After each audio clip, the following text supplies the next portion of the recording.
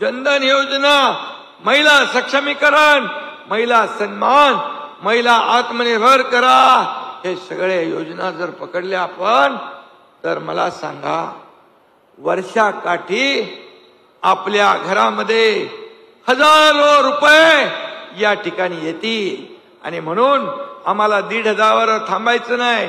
महिला बचत गट, त्याचबरोबर या सगळ्या योजनांमधून माझ्या लाडक्या बहिणींना आम्हाला लखपती झालेलं बघायचं आहे, लखपती झालेलं बघायचं आहे. हीच आमची इच्छा आहे प्रामाणिकपणे. आणि म्हणून आता 3,000 रुपये ज्यांच्या खात्यात मिळाले, दादानी मगाशी सांगितलं की 3,000चे 20,000 केले. गणपतीमध्ये आमच्याकडे वर्षावर एक मुलगी आली होती, तिने 1,500 रुपयात घुंगरूंच्या कड्या घेतल्या आणि मी घुंगरू घेऊन आली. ती म्हणाले ये 1,500च्या घुंगरूंच्या कड्या घेतल्या आणि त्या विकल्या मी, त्यातून मला 10,000 रुपये मिळाले. म्हणजे माझ्या बहिणी फक्त 3,000 1,500 खर्च करण्यासाठी ती योजना राबवत नाही, तर त्या पैशातून छोटा मोठा व्यवसाय करण्याची योजना देखील तुमच्या मनामध्ये आहे. ही मोठी गोष्ट आहे, याचं समाधान आम्हाला आहे. आणि मग हे पैसे सगळे अर्थकारणात येतील, मार्केटमध्ये येतील, बाजारात येतील, अर्थव्यवस्थेला चालना मिळेल.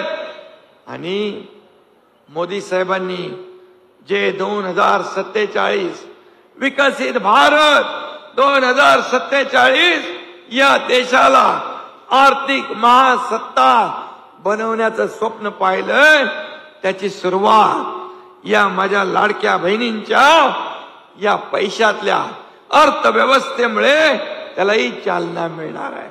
खरं म्हणजे सगळ्यात गणित जे आहे, आर्थिक गणित, माझ्या लाडक्या बहिणींपेक्षा दुसऱ्याला जमू शकत नाही.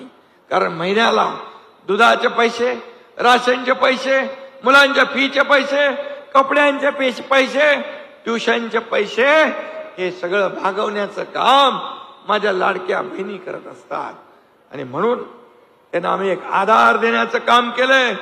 का तुमच्या विरोधक पाळणारे लोक आहोत आणि म्हणून विरोधक बिथरलेत. विरोधक पूर्णपणे त्यांच्या पायाखालची वाळू सरकली आहे. आणि म्हणून माझ्या बहिणींना मला एवढंच सांगायचं आहे की सावित्रीच्या लेकी आम्ही, पाय आमचा ओढू नका. बंधनातून झालो मुक्त आम्ही, बेडी नवी तुम्ही घालू नका. 1500ची ओवाळणी माझी, त्यात खोडा तुम्ही टाकू नका. आई जिजाऊचा बाणा आमचा, नाद आमचा करू नका. हे माझ्या बहिणींनी त्यांना सांगायचं. आणि म्हणून स्त्री शक्ती, ही जगदंबा, ही दुर्गा, ही काली माता, ही किती रूप आहे. आणि म्हणून माझ्या बहिणींच्या वाट्याला कोणी जाऊ नका तुम्ही. आणि या योजनेमध्ये देखील खोडा घालू नका. एवढंच मी या प्रसंगी सांगतो. आणि काही लोक रोज या योजनेवर काही ना काय म्हणतायत. त्यांना तुम्ही कशी जागा दाखवायची ती बघा, तुमच्या हातात आहे. आणि म्हणून काही लोक म्हणाले की हे उद्योग पळाले, ते उद्योग पळाले. मगाशी अजितदादांनी सांगितलं सेमी कंडक्टर चिप जे आहे त्याचं उद्घाटन केलं आम्ही. आज या राज्यामध्ये मोठ्या प्रमाणावर उद्योग येतात. या ठिकाणी पायाभूत सुविधा, रोड, रस्ते आपण करतोय. इकडे कल्याणकारी योजनाही करतोय. माझ्या लाडक्या भावांसाठी देखील आम्ही योजना केली. मुख्यमंत्री युवा प्रशिक्षण योजना, 10,000 पर्यंत महिन्याला त्यांना स्टायपंड मिळतोय, प्रशिक्षण भत्ता. देशातलं पहिलं राज्य आहे माझ्या बहिणींना भावांनो की अशा प्रकारची योजना राबवणार हे देशातलं पहिलं राज्य आहे. आणि म्हणून मी आपल्याला एवढंच सांगेन की आज आपल्याला वेळ बराच झालाय आणि आम्ही जे बोलतो ते करतो आणि जे होणार आहे तेच बोलतो. जे होणार नाही, जे कागदावर राहील ते आम्ही बोलणार नाही. आणि म्हणून गेल्या 2 वर्षात, 2.25 वर्षात एवढी कामं, एवढ्या योजना करणारं हे पहिलं सरकार आहे, महायुतीचं सरकार आहे. कारण आम्हाला स्वतः वैयक्तिक स्वार्थ नाही. आम्हाला काय मिळालं यापेक्षा आम्ही जनतेला काय दिलं हे आमच्या दृष्टीने महत्वाचं आहे. आणि आम्ही ही योजना मतांसाठी नाही, या माझ्या बहिणींची पत वाढवण्यासाठी आम्ही ही योजना केलेली आहे. आणि म्हणूनच मी आपल्याला एवढं सांगेन की आपली बचत गट सक्षम योजना असेल त्याला जी काय जोड द्यायची ती आम्ही देऊ. लखपती दीदी योजना जी केंद्राची आहे ती आपल्याकडे लाभार्थी खूप आहे, त्या माध्यमातून आपल्याला न्याय देऊ. मुख्यमंत्री युवा कार्य प्रशिक्षण योजनेचं मी आपल्याला सांगितलं. आणि त्याचबरोबर या ठिकाणी जसं मुख्यमंत्री माझी लाडकी बहीण योजना आहे तसंच मुख्यमंत्री माझी सुरक्षित बहीण योजना देखील आमची आहे.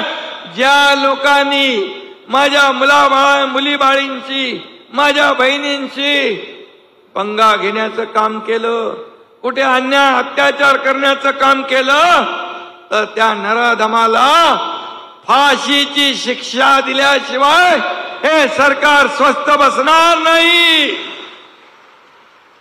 आणि त्याच्यासाठी देखील जे काय करायचं ते सरकार करतंय. आणि म्हणून सगळ्या बाजूने चौफेर विकास होतोय, सगळ्या बाजूने हा विकास होतोय. आज पण बघा इथे जिल्हाधिकारी कार्यालय ते नवीन भूसंपादन पुनर्वसन कार्यालय सुरू केलं, जिल्हा पोलीस अधीक्षक कार्यालय झालं, पोलीस वसाहतीचं लोकार्पण झालं, स्वर्गीय भाऊसाहेब फुंडकर शासकीय कृषी महाविद्यालयाचं भूमिपूजन झालं.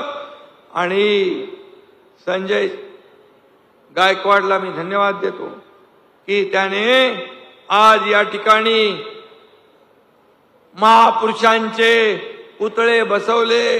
आज त्यांची प्रेरणा मिळेल. हे पहिलं शहर आहे की एवढ्या मोठ्या प्रमाणावर महापुरुषांच्या प्रतिमा इथे उभ्या झाल्या. त्यांच्या समोर नतमस्तक होण्याची संधी तुम्हाला आम्हाला मिळणार आहे. तिथून ऊर्जा, प्रेरणा मिळणार आहे. आणि खऱ्या अर्थाने संजय गायकवाड यांचं मी मनापासून अभिनंदन करतो. एक चांगली संकल्पना घेऊन तुम्ही हा प्रकल्प राबवताय. आणि म्हणून मी एवढंच सांगेन की आपल्याला जसं मगाशी अजितदादा म्हणाले, लोकसभेमध्ये फेक नरेटिव्ह पसरवून लोकांची मतं फसवून घेतली, घाबरवून मतं घेतली. पण माणूस एकदाच फसतो, पुन्हा पुन्हा फसत नाही. खरं म्हणजे संविधान बदलणार, आरक्षण जाणार, अशा खोट्या अफवा पसरवल्या. पण मी तुम्हाला सांगतो की संविधान हे बाबासाहेबांनी लिहिले आहे, घटना बाबासाहेबांनी लिहिली आहे. आणि म्हणून जब तक सूरज चांद रहेगा संविधान कायम बना रहेगा, बाबा साहेब तेरा नाम रहेगा, हे मी या ठिकाणी सांगतो. आणि आता काँग्रेसचे नेतेच म्हणतायत इथं देशात नाही विदेशात जाऊन आरक्षण रद्द करणार म्हणून.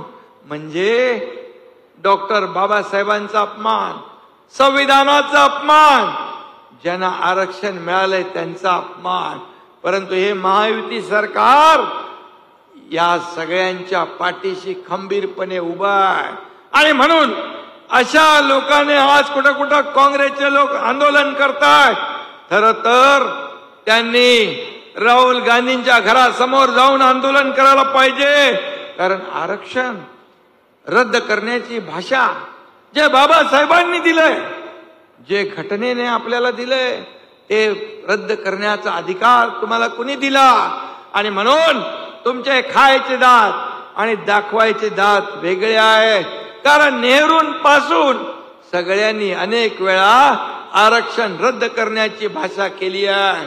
आणि म्हणून यांना आपल्याला योग्य धडा शिकवायचा आहे. मला एवढंच सांगायचं आहे, आता काश्मीर मध्ये 370 कलम हटवणार म्हणून काही लोक बांग देऊ लागले. अरे काश्मीर हा आपल्या देशाचं नंदनवन आहे.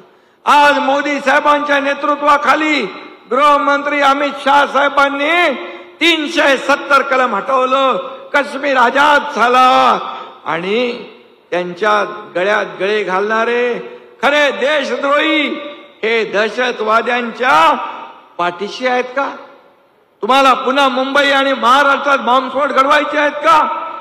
राज्यात पुन्हा दहशतवादी हल्ले घडवायचे